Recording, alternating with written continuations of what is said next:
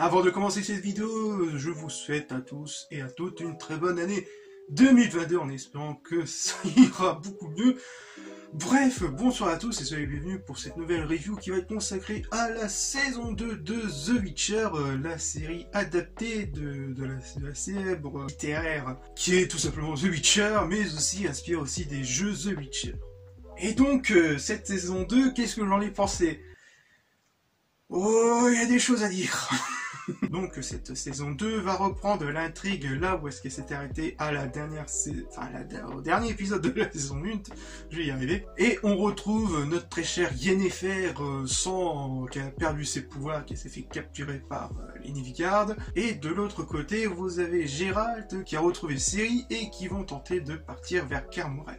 Et il y a des tensions qui se créent entre les elfes et les humains. Donc, par où commencer? Déjà niveau chronologique, niveau construction narratif, c'est beaucoup mieux que dans la saison 1 où c'était vraiment, faut se l'avouer, c'était vraiment un bordel monstre à suivre. Là, ils ont enfin compris qu'il faut continuer littéralement et oublier quelques éléments du passé, tout en rajoutant, en mettant bien les flashbacks, à croire qu'ils ont compris le truc. Donc, la série commence bien avec les trois premiers épisodes qui annoncent vraiment le ton de la série, et qui imposent aussi ses thèmes et son ambiance. Mais malheureusement, à partir de ces 3 épisodes, on commence vraiment à se faire chier. Enfin, moi j'ai ressenti vraiment un coup de mou, heureusement qu'il y a les intrigues autour de Geralt, mais aussi autour de Ciri qui fonctionnent assez bien, notamment leur relation, etc. Tout comme la petite intrigue assez sympathique autour de Yennefer. Mais après, à part ça, putain, oh la vache. C'est la partie avec la tension entre les elfes et les humains commençait assez bien, mais comme je l'ai dit au bout du 3e épisode, oh la vache, ça commence à tourner en long, ça tourne vraiment en ralenti, ça bousille vraiment le rythme, et que ça tourne vraiment dans une sorte de Game of Thrones, intrigue politique à la Game of Thrones, mais version pauvre, version ennuyante. Heureusement que ça s'est rattrapé au bout des 2 derniers épisodes où enfin ça commence à accélérer les choses.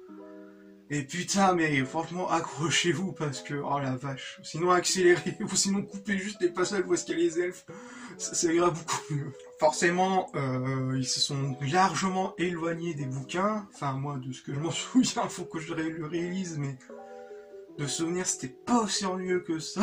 Ils sont vraiment partis dans un délire qui, dans certaines choses, fonctionne assez bien, mais d'autres qui partent totalement à l'ouest et qui sont vraiment en roue libre avec certains personnages secondaires.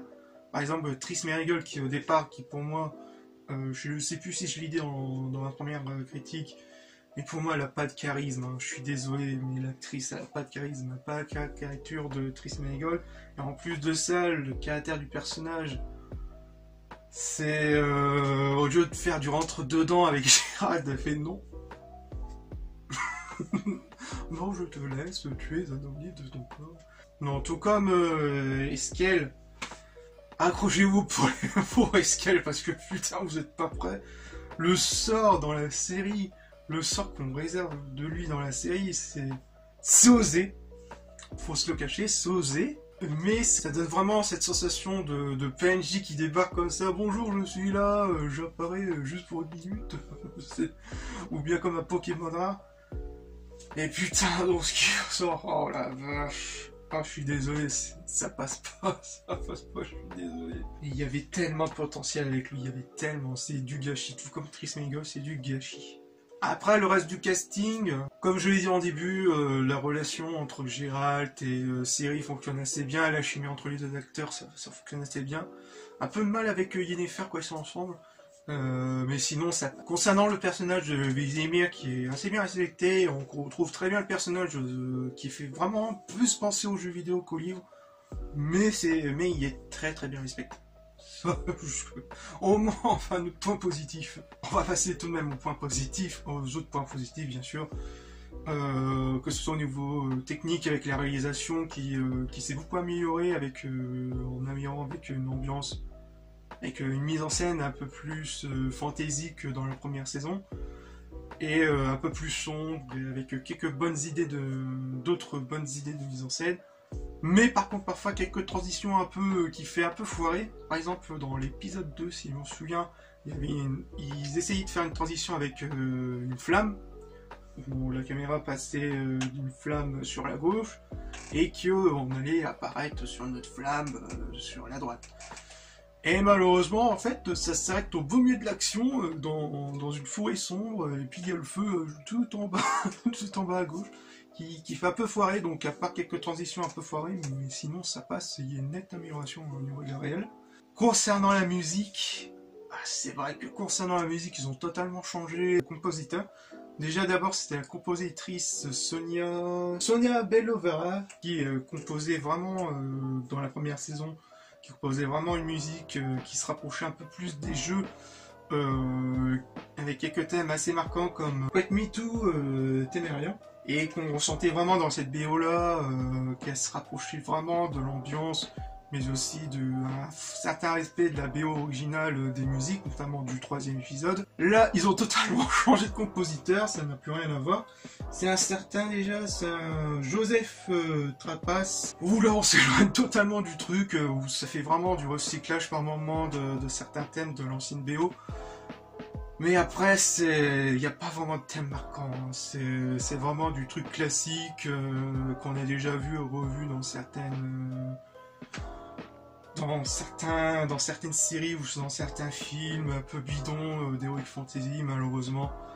Il y a un 4 thèmes qui réussit à sortir de l'eau, il n'y a que le thème chanté par Jasquier, Burn But Your Burn, qui vraiment reste assez marquant de cette BO.